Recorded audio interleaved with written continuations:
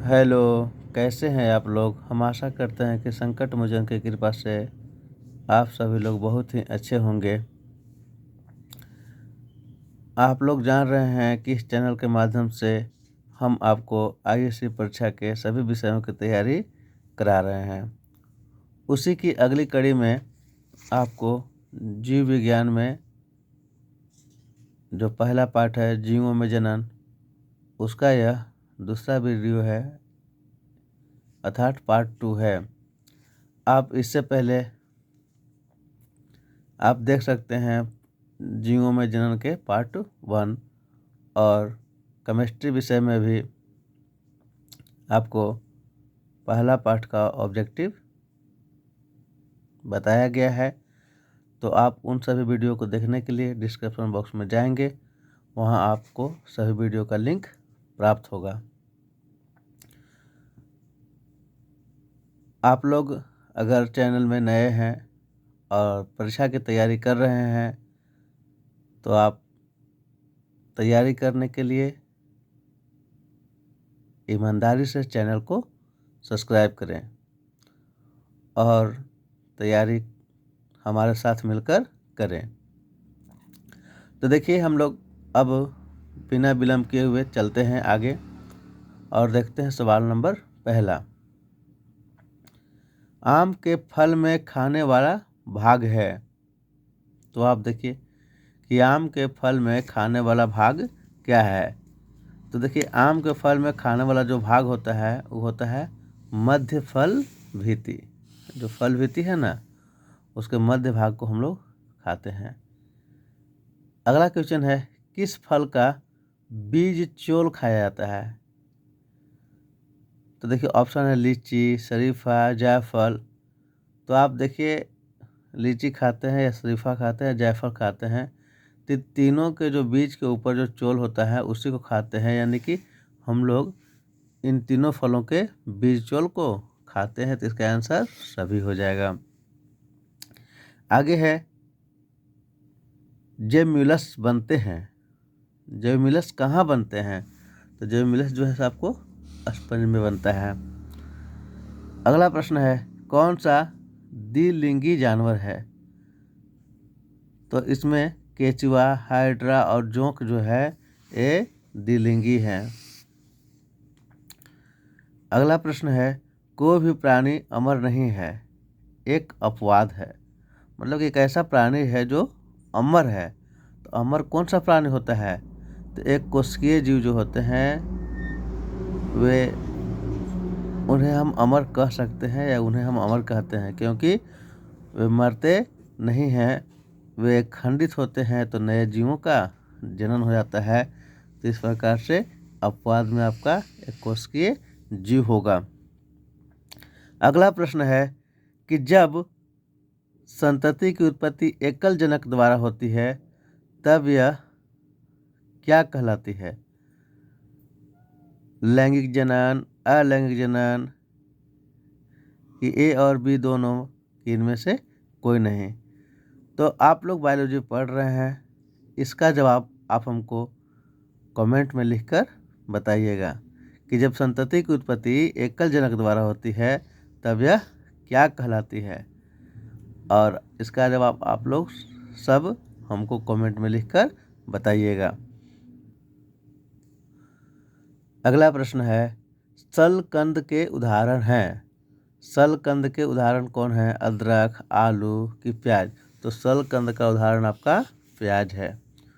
उच्च श्रेणी के पौधों में निषेचन होता है, बाह्य निषेचन होता है, आंतरिक होता है कि हवा में होता है? तो इनका निषेचन आंतरिक होता है।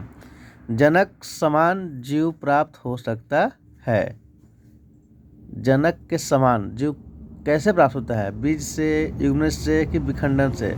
तो आपको जनक का समान जीव प्राप्त विखंडन से होता है, यानी कि जिस तरह से जो जीव है उसका सेम टू सेम चाहिए, तो सेम टू सेम कब मिलता है? जब उसका विखंडन होता है। जैसे हाइड्रा है, हाइड्रा में सॉरी हाइड्रा नहीं, अमीबा है, अमीबा में विखंडन होता है। तो विखंडन होने के बाद क्या होता है? वही जीव दो भागों में टूट जाता है। जब वह दो भागों में टूट जाता है तो अपने जनक के समान ही होता है। या फिर पौधों में जब कायिक परिवर्धन होता है तो उसमें भी जीव का होते हैं, जनक के समान प्राप्त होते हैं, यानी कि विखंडन से। मुकुलन द्वारा जनन किसमें होता है? तो मुकुलन द्वारा जनन जो होता है आपको ईस्ट में होता है। इसमें किससे बंगाल का आतंक कहा गया है? देखिए यह बहुत ही इम्पोर्टेंट प्रश्न है, यह बार बार परीक्षा में आता है, आप लोग के परीक्षा में भी जरूर आएगा।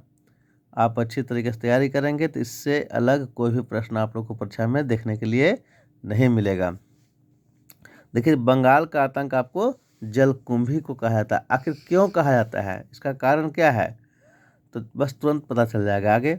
देखिए इनमें कौन ठहरे हुए पानी में उगकर ऑक्सीजन खींच लेता है? तो उसका सही आंसर हो गया जलकुंभी। मतलब आप समझ गए होंगे कि यह जो है ठहरे हुए पानी में उत्पन्न होता है और उगकर उसके ऑक्सीजन को ख़त्म कर लेता है, यानी ऑक्सीजन को सोख लेता है। जब ये पानी में उपस्थित ऑक्सीजन को जब सोख लेगा तो उसमें जो जलीय जीव हैं उन्हें बहुत परेशानी होगी। तो इसीलिए इसे बंगाल का आतंक कहा जाता है, क्योंकि वहाँ पे बहुत सारे तालाब होते हैं और वहाँ यह सभी जलीय जीवों को बर्बाद कर देता है। इसीलिए इसे बंगाल का आतंक कहा जाता है।